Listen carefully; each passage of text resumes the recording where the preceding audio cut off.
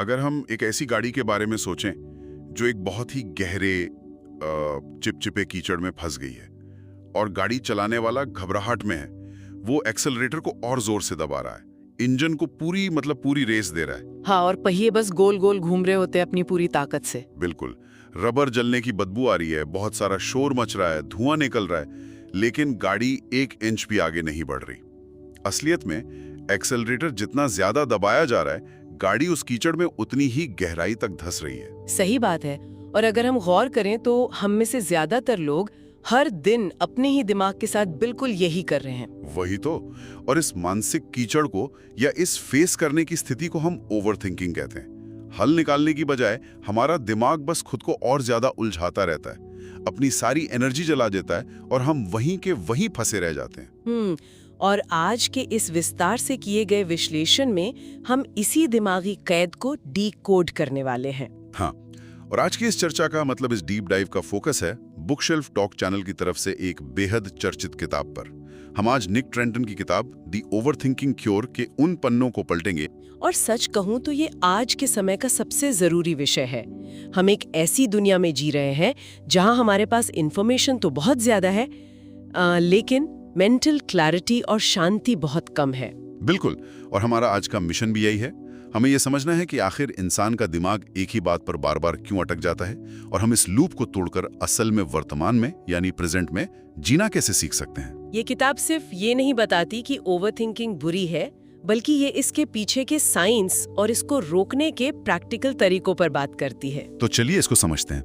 कीचड़ में फंसी उस गाड़ी को बाहर निकालने से पहले ये समझना बहुत जरूरी है कि वो गाड़ी आखिर वहां फंसी ही क्यों, हमारा दिमाग ऐसे लूप में क्यों चला जाता है। यहाँ सबसे दिलचस्प बात यह है कि हमारा दिमाग असल में कोई विलन या हमारा दुश्मन नहीं है। अगर हम इवोल्यूशनरी साइकोलॉजी यानी विकासवाद के चश्मे से देखें ना तो हमारा दिमाग एक अलग ही तरीके से काम कर रहा होता है। हाँ, वो एक बहुत ही हाईटेक सिक्योरिटी अलार्म सिस्टम की तरह डिजाइन किया गया है। इसका मुख्य काम हमें खुश रखना नहीं है, इसका काम हमें जिंदा रखना है, खतरों से बचाना है। मतलब वो हमें सुरक्षित रखने की कोशिश कर रहा है, लेकिन सोच सोच कर खुद को थका लेना, ये कैसी सुरक्षा हुई? देखिए, इसको ऐसे समझते हैं, हजारों साल पहले जब इंसान जंगलों में रहता था तो मान लीजिए झाड़ियों में हुई सरसराहट हुई, कोई आवाज आई। बिल्कुल, अगर उस इंसान ने सोचा कि अरे ये तो बस हवा होगी और वहाँ कोई भूखा शेर निकल आया तो वो इंसान मारा जाएगा। सही बात है, गेम ओवर। वही, लेकिन अगर उसने वर्स्ट केस सिनेरियो सोचा, यानी सबसे बुरा क्या हो सकता है, ये सोचकर वो भागा, तो चाहे वहाँ शेर हो या हवा, वो जिंदा बच जाएगा। तो हमारा दिमाग वर्स्ट केस सिनेरियो सोचने के लिए ही प्रोग्राम हुआ है, क्योंकि इसी से हमारे पूर्वजों की जान बची थी। लेकिन एक मिनट, एक पॉइंट यहाँ थोड़ा कंफ्यूजिंग है। आज तो हम जंगलों में नहीं रह रहे हैं ना? हाँ, वही तो। आज तो हमारे पीछे कोई शेर नहीं भाग रहा, फिर दिमाग ऐसे क्यों रिएक्ट करता है? यही तो सबसे बड़ा कैच है। आधुनिक जीवन में जान का वो सीधा खतरा लगभग खत्म हो गया है, लेकिन दिमाग का वो आदि मानव वाला अलार्म सिस्टम आज भी वैसे ही काम करता है। ओह, मतलब हार्डवेयर वही पुराना है। बिल्कुल। अब कोई शेर नहीं है तो दिमाग ऑफिस की एक छोटी सी मीटिंग, बॉस के एक स्लैक मैसेज या फ्यूचर की अनसर्टेनिटी को ही बड़ा खतरा मान लेता है। जैसे, क्या मैं ये प्रेजेंटेशन ठीक से दे पाऊंगी? इन्हीं छोटे छोटे शकों को वो शेर या चीते जैसा समझ लेता है। और फिर बॉडी का रिएक्शन भी वही होता है, डर, लाइफ पर कंट्रोल की चाहत और सेल्फ डाउट। ये सब चीजें दिमाग को उसी कीचड़ में धकेल देती हैं। लेकिन बचपन से तो हमें यही सिखाया गया है कि बिना विचारे जो करे सो पाछे पछताए। हाँ, ये तो सबने सुना है। तो हर काम सोच समझ कर करना चाहिए। तो क्या सोचना अच्छी बात नहीं है? अगर मैं अपनी तरफ से एक और एग्जाम्पल दूं, तो ओवरथिंकिंग मुझे एक ऐसे एंटीवायरस सॉफ्टवेयर की तरह लगता है जो सिस्टम को सेफ रखने के लिए इतना स्ट्रिक्ट हो गया है कि वो कंप्यूटर को ही कोई काम नहीं करने देता। वही, हर फाइल को, हर नए आइडिया को वायरस मानकर ब्लॉक कर देता है। सोचना तो हमें सोल्यूशन देता है, लेकिन ओवरथिंकिंग तो प्रॉब्लम को ही बढ़ा देती है। मैं यहाँ थोड़ा क्लियर करना चाहूंगी। सोचना और चिंता करने में एक बहुत बारीक लाइन होती है जो हमें बचपन से सिखाया गया है ना, सोच समझकर काम करो। वो असल में प्रॉब्लम सॉल्विंग है। अच्छा, तो दोनों अलग हैं? बिल्कुल। प्रॉब्लम सॉल्विंग वो है जो इंसान को एक जगह से दूसरी जगह ले जाती है, एक नया रास्ता बनाती है, जबकि ओवरथिंकिंग प्रॉब्लम सॉल्विंग नहीं है, वो प्रॉब्लम क्रिएशन है। ये बस एक ही गोल चक्कर में बार बार घुमाती रहती है। और इस ऑडियो बुक सार की समरी में बहुत क्लियरली बताया गया है कि कैसे ये ओवरथिंकिंग एक स्लो पॉइजन की तरह काम करती है। हाँ, और ये जहर सिर्फ दिमाग तक सीमित नहीं रहता, इसका सीधा असर हमारी बॉडी की बायोलॉजी पर होता है। जैसे जब दिमाग लगातार उस इमेजिनरी शेर से लड़ रहा होता है तो बॉडी में कॉर्टिसोल जैसे स्ट्रेस हार्मोन्स रिलीज होने लगते हैं, राइट? सही कहा। इससे क्रॉनिक स्ट्रेस बढ़ता है, एंजाइटी होती है, मांसपेशियों में खिंचाव रहता है और नींद का पैटर्न पूरी तरह से बर्बाद हो जाता है। लेकिन इस किताब के सारांश में जिस सबसे बड़े मानसिक खतरे का जिक्र है वो है डिसीजन पैरालिसिस, यानी निर्णय लेने की क्षमता का बिल्कुल ठप पड़ जाना। बिल्कुल। अगर हम इस डिसीजन पैरालिसिस को रोजमर्रा की जिंदगी में देखें तो ये कुछ ऐसा है जैसे कोई इंसान किसी रेस्टोरेंट में बैठा है और 20 मिनट तक बस मेन्यू ही घूर रहा है, क्योंकि उसे समझ ही नहीं आ रहा कि क्या ऑर्डर करे। हाँ, या फिर बॉस को एक सिंपल सा ईमेल ड्राफ्ट करने में 3 घंटे लगा देना, बार बार लाइनें लिखना फिर मिटाना, ये सोचकर कि अगर मैंने ऐसा लिखा तो वो क्या सोचेंगे। ये बहुत ही सटीक उदाहरण है। इंसान सही और गलत के बीच इतना उलझ जाता है कि वो कोई कदम उठाना ही बंद कर देता है। और पता है इसका नतीजा क्या होता है? इमोशनल एग्जॉस्टन, यानी अंदर से पूरी तरह थक जाना। हाँ, इंसान बस कुर्सी पर बैठे बैठे सोचते सोचते ही इतना थक जाता है जैसे उसने कोई पहाड़ तोड़ लिया हो। वो कोई फिजिकल काम नहीं कर रहा होता, लेकिन अंदर से पूरी तरह टूटा हुआ और ड्रेन्ड महसूस करता है। और इस सब में सबसे बड़ा नुकसान ये है कि वो जिंदगी जीना ही भूल जाता है। जो पल अभी चल रहा है वो उस दिमागी शोर में कहीं दब कर रह जाता है। सही बात है। तो अब जब हमें ये गहराई से समझ आ गया है कि ये स्ट्रिक्ट एंटीवायरस मतलब ये ओवरथिंकिंग कैसे हमारे पूरे सिस्टम को करप्ट कर रहा है, तो अगला सवाल बहुत लॉजिकल है कि इस एंटीवायरस को अनइंस्टॉल कैसे करें। बिल्कुल, या कम से कम इसको रीप्रोग्राम कैसे करें कि ये अपना काम करने दे। इस सोर्स में विचारों के इस चिपचिपे जाल को तोड़ने के लिए एक बहुत ही शानदार और प्रैक्टिकल फॉर्मूला दिया गया है। 3 जादुई कदम है: नोटिस, इंटरप्ट और रिप्लेस। यानी पहले देखो, फिर रोको और अंत में बदलो। हाँ, ये टेक्निक सुनने में तो बहुत बेसिक लगती है, लेकिन न्यूरोलॉजी के हिसाब से ये बहुत पावरफुल है। सबसे पहला कदम नोटिस करना यानी अवेयरनेस है, और सच कहूं तो ये सबसे मुश्किल कदम है। मुश्किल क्यों? ये तो आसान लगता है सुनने में। क्योंकि जब कोई ओवरथिंकिंग कर रहा होता है ना, तो वो उस सोच के साथ पूरी तरह से जुड़ा हुआ होता है। वो खुद को ही वो सोच मान लेता है।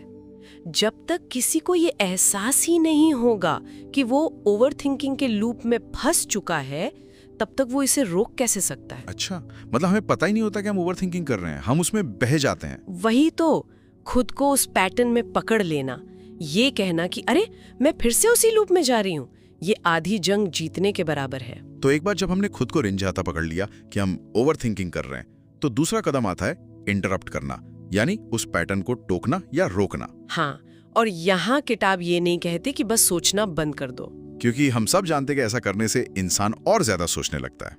जैसे अगर मैं कहूँ कि गुलाबी हाथी के बारे में मत सोचो, तो आप सबसे पहले वही सोचेंगे। बिल्कुल वही बात है। इसलिए स्रोत सुझाव देता है कि कोई फिजिकल एक्शन लें, उठकर थोड़ा टहल लें, एक ग्लास ठंडा पानी पी लें या कुछ स्ट्रेचिंग कर लें। और इसके पीछे का साइंस क्या है? सिर्फ पानी पीने से ओवरथिंकिंग कैसे रुकेगी? इसके पीछे एक बहुत ठोस विज्ञान है। जब इंसान फिजिकल रूप से अपनी जगह बदलता है या कोई फिजिकल सेंसेशन महसूस करता है, तो ये दिमाग के उस न्यूरल पाथवे को एक झटके से तोड़ देता है जो चिंता पैदा कर रहा था। इसको एक स्टेट ब्रेक कहते हैं। ओह, मतलब दिमाग का ध्यान लूप से हटकर बॉडी पर आ जाता है? सही पकड़ा। और फिर जब लूप टूट जाता है, तब तीसरा कदम आता है रिप्लेस करना, यानी उस खाली जगह को किसी पॉजिटिव या लॉजिकल सोच से भरना। लेकिन नेगेटिव सोच को पॉजिटिव सोच से बदलना इतना आसान तो नहीं होता। जब दिमाग घबराया हुआ हो तो सब ठीक हो जाएगा जैसी बातें तो बिल्कुल नकली लगती हैं। बिल्कुल, और इसीलिए यहाँ इस रिप्लेस वाले हिस्से को एक अलग नजरिए से समझना पड़ेगा। सोर्स के अनुसार नेगेटिव थॉट्स को फिर से ढालने का एक बहुत बड़ा नियम है, और वो है विचार सच्चाई नहीं होते, यानी thoughts are not facts. Wow, ये लाइन तो अपने आप में एक पूरा थेरेपी सेशन है। विचार सच्चाई नहीं होते। हम अक्सर अपनी हर सोच को पत्थर की लकीर मान लेते हैं। वही तो गलती करते हैं हम।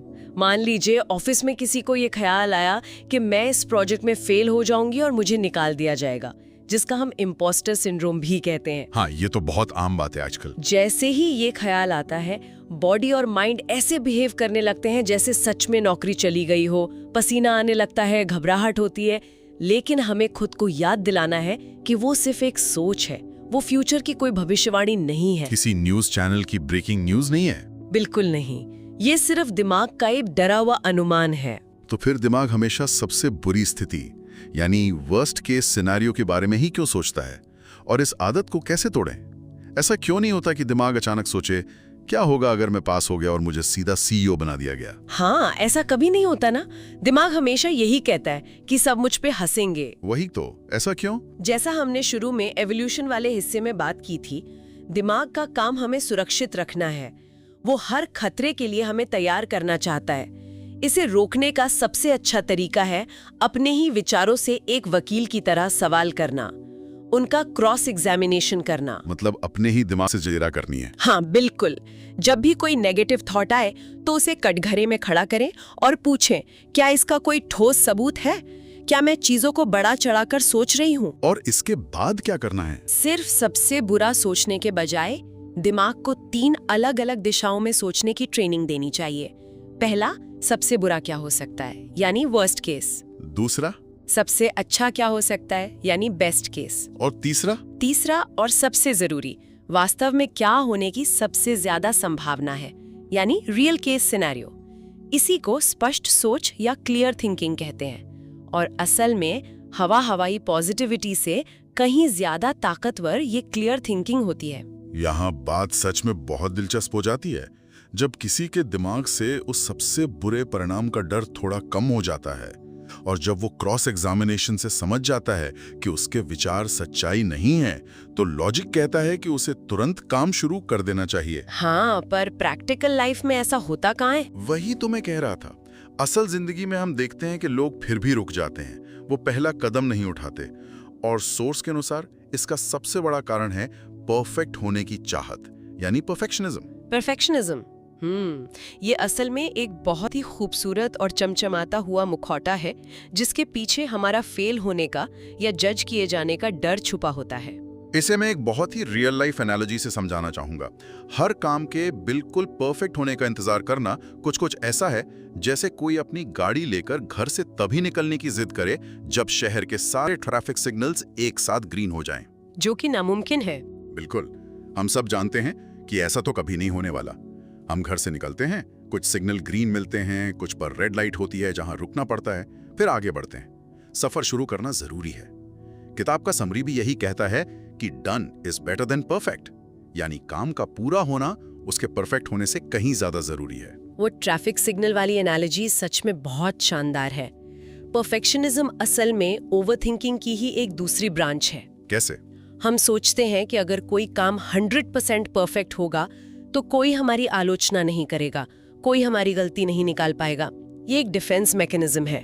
लेकिन इस चक्कर में हम एक्शन लेना ही छोड़ देते हैं। हम सिर्फ प्लानिंग करते रह जाते हैं, बस ख्याली पुलाव पकाते रहते हैं। हाँ, और सच्चाई ये है कि दुनिया में किसी भी इंसान को आत्मविश्वास सिर्फ बैठकर सोचने से नहीं आता। कॉन्फिडेंस हमेशा एक्शन लेने से, काम करने से और उस काम के नतीजे देखने से आता है। तो इस प्लानिंग लूप से बाहर निकलकर एक्शन लेने के लिए सोर्स में कुछ बहुत ही प्रैक्टिकल टूल्स दिए गए हैं। इनमें से एक है मेल रॉबिन्स का बहुत ही फेमस 5 सेकंड रूल। आहा, ये मेरा फेवरेट है। ये सुनने में बहुत साधारण लगता है। जब भी आपको मेरा मतलब है, जब भी किसी को लगे कि कोई काम करना चाहिए, तो दिमाग को सोचने का मौका देने से पहले उल्टी गिनती गिने 5 4 3 2 1 और तुरंत फिजिकली वो काम शुरू कर दें। और पता है, ये सिर्फ एक मोटिवेशनल कोट नहीं है। इसके पीछे सॉलिड न्यूरोसाइंस काम करती है। अच्छा, वो कैसे? अपनी आदतों के शिकार होते हैं या ओवरथिंकिंग कर रहे होते हैं तो दिमाग का वो हिस्सा एक्टिव होता है जिसे बसाल गैंग्लिया कहते हैं। ये एक तरह से हमारा ऑटो पायलट मोड है, जिसमें हम बिना सोचे समझे काम करते हैं या फंस जाते हैं। बिल्कुल। लेकिन जब हम उल्टी गिनती गिनते हैं 5 4 3 2 1, तो इसके लिए फोकस चाहिए होता है। ये फोकस दिमाग के प्रीफ्रंटल कॉर्टेक्स को जगा देता है, जो लॉजिक और डिसीजन मेकिंग का हिस्सा है। ओह, तो उल्टी गिनती गिनने से दिमाग का वो डर वाला पैटर्न टूट जाता है। हाँ, और दिमाग को बहाने बनाने का समय ही नहीं मिलता। ये तो सच में अपने ही दिमाग को हैक करने जैसा है। इसके अलावा डिसीजन पैरालिसिस से बचने के लिए एक और बहुत अच्छा टूल बताया गया है, निर्णय लेने के लिए एक समय सीमा यानी टाइमर तय करना। हाँ, ये बहुत मददगार है। हम अक्सर छोटी छोटी चीजों पर बहुत ज्यादा एनर्जी बर्बाद कर देते हैं। सोर्स सुझाव देता है कि छोटे फैसलों के लिए सिर्फ 30 सेकंड का नियम बनाएं। जैसे सुबह क्या पहनना है या लंच में क्या खाना है, इन पर 30 सेकंड से ज्यादा नहीं सोचना चाहिए। सही कहा। और मीडियम लेवल के फैसलों के लिए, जैसे किसी क्लाइंट को क्या ईमेल भेजना है, उसके लिए 5 मिनट की लिमिट। और जो जिंदगी के बड़े फैसले होते हैं, जैसे जॉब बदलना या किसी नए शहर शिफ्ट होना, उसके लिए मैक्सिमम 24 घंटे की सीमा तय करनी चाहिए। जब एक डेडलाइन होती है ना, तो दिमाग फालतू के सिनेरियो बनाना बंद कर देता है। ये बहुत प्रैक्टिकल लग रहा है। और इन सबसे ऊपर है काम करने का वो मंत्र जो इंसान को गलतियों के डर से हमेशा के लिए आजाद कर सकता है। सीखो, करो और सुधारो, यानी लर्न, एक्ट, एडजस्ट। ये अप्रोच बहुत जरूरी है जिंदगी में। वही तो, दुनिया का कोई भी फैसला पत्थर की लकीर नहीं होता। अगर किसी ने कोई कदम उठाया और वो गलत साबित हुआ, तो वो दुनिया का अंत नहीं है। गलतियां जिंदगी का एक नॉर्मल हिस्सा हैं, वो कोई कमजोरी नहीं है, बल्कि वो डेटा है जिससे हम सीख सकते हैं। बिल्कुल। जब इंसान ये मान लेता है कि वो एक्शन लेगा, कोई गलती होगी तो उससे सीखेगा और अपने तरीके को एडजस्ट करेगा, तो परफेक्शनिज्म का भारी बोझ अपने आप कंधों से उतर जाता है। ये माइंडसेट शिफ्ट बहुत ज्यादा जरूरी है। ये एक पैसिव थिंकर से एक एक्टिव डूअर बनाता है। चलिए, मान लिया कि इन टूल्स का इस्तेमाल करके इंसान ने एक्शन ले लिया, वो आगे बढ़ गया, गाड़ी उसकी चढ़ से निकल गई, सफर शुरू हो गया। लेकिन उस सफर के दौरान हमारा दिमाग तो बड़ा चंचल है। उसको भटकने में देर नहीं लगती। वही तो, उसको फिर से अतीत की कड़वी यादों या फ्यूचर की काल्पनिक चिंताओं में भटकने से कैसे रोका जाए? गाड़ी सड़क पर तो आ गई, लेकिन उसे सीधे ट्रैक पर कैसे रखा जाए?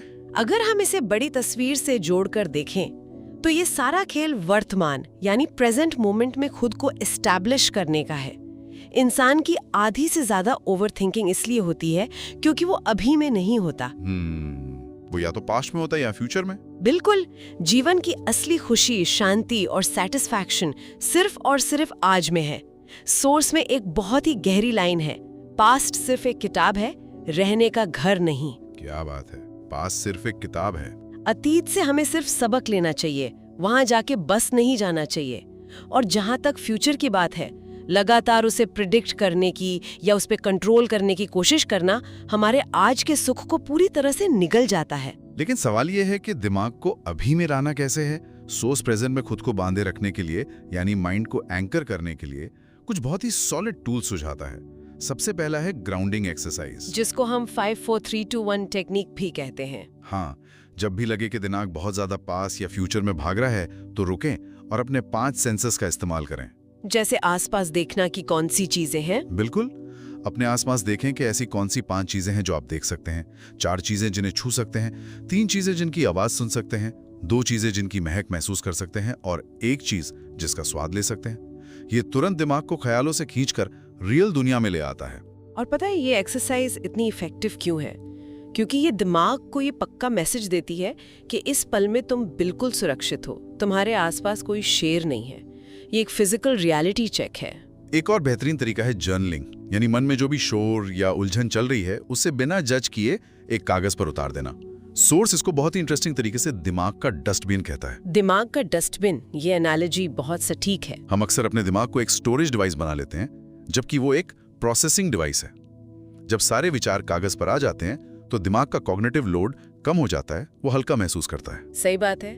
और तीसरी टेक्निक जो बॉडी की बायोलॉजी को तुरंत शांत करती है, वो है 4-4-4 ब्रीदिंग रूल, जिसे बॉक्स ब्रीदिंग भी कहते हैं। ये कैसे काम करता है? इसे ऐसे करते हैं, 4 सेकंड तक गहरी सांस अंदर लेना, 4 सेकंड तक उसे रोक कर रखना और फिर 4 सेकंड में धीरे धीरे मुंह से बाहर छोड़ना। जब हम ऐसा करते हैं तो हम अपने पैरासिम्पैथेटिक नर्वस सिस्टम को एक्टिवेट करते हैं, जो बॉडी का रेस्ट एंड डाइजेस्ट मोड है, राइट? बिल्कुल। ये कॉर्टिसोल के लेवल को तुरंत गिराता है। सांसों पर ध्यान देना सबसे असरदार तरीका इसलिए भी है क्योंकि हमारी सांसें हमेशा प्रेजेंट में होती हैं। कोई भी इंसान कल में सांस नहीं ले सकता और ना ही आने वाले कल में सांस ले सकता है। सांस सिर्फ अभी में ली जा सकती है। ये बहुत ही खूबसूरत बात कही आपने, सांस सिर्फ अभी में ली जा सकती है। और अगर हम इस पूरी चर्चा के कोर मैसेज को देखें तो सबसे बड़ी सीख यही उभर कर आती है कि असली जिंदगी कोई बहुत बड़ी कामयाबी मिलने के या किसी परफेक्ट मोमेंट के इंतजार में नहीं छुपी है। तो किस चीज में छुपी है? असली जिंदगी उन छोटी छोटी ऑर्डिनरी चीजों में है, जैसे सुबह की पहली चाय की खुशबू, ठंडी हवा का चेहरे पर एहसास, या किसी अपने के साथ बैठकर बस यूं ही बात करना। अगर हमारा दिमाग कहीं और है और हम इन छोटे पलों को महसूस नहीं कर पा रहे हैं, तो हम सच में जी नहीं रहे हैं, बस वक्त काट रहे हैं। बिल्कुल सही कहा। ये इस बात को दिल से स्वीकार करना है कि हमारे विचार हमारे मालिक नहीं हैं, बल्कि हम अपने विचारों के मालिक हैं। हम उन्हें चुन सकते हैं, उन्हें बदल सकते हैं और जब चाहें उन्हें जाने दे सकते हैं। तो इन सब बातों का असल मतलब क्या निकलता है? अगर हम इस पूरे एनालिसिस को समेटें तो ये बात शीशे की तरह साफ हो जाती है कि ओवरथिंकिंग कोई ऐसी जन्मजात बीमारी नहीं है जिसे ठीक नहीं किया जा सकता। हाँ, ये कोई इनक्योरेबल डिजीज नहीं है। ये सिर्फ एक खराब आदत है, दिमाग का एक पुराना पैटर्न है जिसे सही टूल्स और अवेयरनेस के साथ पूरी तरह बदला जा सकता है। वर्तमान में जीना, परफेक्शन के बिना निडर होकर फैसले लेना और अपने माइंडसेट की रेगुलर सफाई करना, यही असल में द ओवरथिंकिंग क्योर लाइफस्टाइल है। ये उस मानसिक कीचड़ से बाहर निकलकर एक साफ सड़क पर ठंडी हवा के बीच एक सुखद सफर का आनंद लेने जैसा है। सही मायने में यही मानसिक आजादी है। और इसी के साथ हम आज के इस खास डीप डाइव के अंत की ओर आ गए हैं। मैं सभी सुनने वालों को याद दिलाना चाहूंगा कि अगर किसी को भी ये चर्चा ज्ञानवर्धक लगी है और कुछ नया सीखने को मिला है, तो बुक शेल्फ टॉक चैनल को लाइक, शेयर और सब्सक्राइब जरूर करें। ऐसा करने से लोग आगे भी इसी तरह के बेहतरीन किताबों के ज्ञान और उनके प्रैक्टिकल विश्लेषण से जुड़े रहेंगे। ऐसी किताबें वाकई में हमारी सोच को एक नई दिशा देती हैं। अंत में हम सबके सोचने के लिए एक नया विचार छोड़ते हुए जाते हैं। सोर्स के सारे ज्ञान को समझने के बाद जरा इस नजरिए से सोचिए, अगर ओवरथिंकिंग हमारे दिमाग का हमारे फ्यूचर के प्रति फिक्र जताने का एक भटका हुआ तरीका है, तो क्या होगा अगर हम उस तीव्र कल्पना शक्ति और अथाह मानसिक एनर्जी का इस्तेमाल काल्पनिक खतरे बनाने के बजाय किसी बेहतरीन कला के निर्माण या दुनिया की किसी बड़ी प्रॉब्लम को सुलझाने में लगा दें? अगर हमारा दिमाग खुद को डराने और बर्बाद करने में इतना क्रिएटिव हो सकता है, तो जरा सोचिए वो कुछ नया और सुंदर बनाने में कितना पावरफुल होगा। अगली बार जब दिमागी गाड़ी ओवरथिंकिंग के कीचड़ में फंसे, तो इंजन को रेस देने के बजाय गाड़ी को बाहर निकालिए और उस एनर्जी को किसी सही रास्ते पर दौड़ाइए। बुक शेल्फ टॉक से जुड़ने के लिए बहुत बहुत धन्यवाद।